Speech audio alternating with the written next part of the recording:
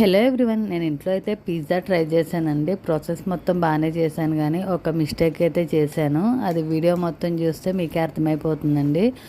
Pizza కోసం అయితే ముందుగా గోరువెచ్చని వాటర్లో అయితే ఒక spoon sugar and dry east add చేసి బాగా కలుపుకొని పక్కకి పెట్టేశానండి. ఇంకా ఇంతలో పిజ్జాకి కావాల్సిన వెజిటేబుల్స్ అయితే కట్ చేసుకున్నాను అండి. నేనైతే capsicum, onion and sweet corn add చేసుకున్నా. ఆల్రెడీ ముందే పిండి అయితే కలిపేసి పెట్టుకున్నాను కదండి.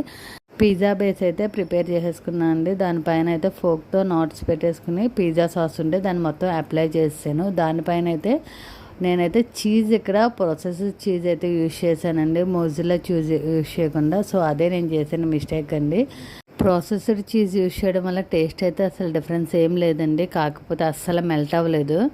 ఇంకా తర్వాత నేను వెజిటేబుల్స్ కూడా యాడ్ చేసుకుని పైన కూడా ప్రాసెస్డ్ చీజ్ అయితే వేసానండి. ఆల్రెడీ ప్రీ హీట్ చేసుకున్న దాంట్లో అయితే ఈ పిజ్జాని అయితే పెట్టేశాను. ఇంకొక మిస్టేక్ ఏంటంటే పిజ్జా బేస్ని కొంచెం ముందే ప్యాన్ మీద అయితే హీట్ చేసుకోండి. దానివల్ల ఏంటంటే త్వరగా కుక్ అయిపోద్దండి.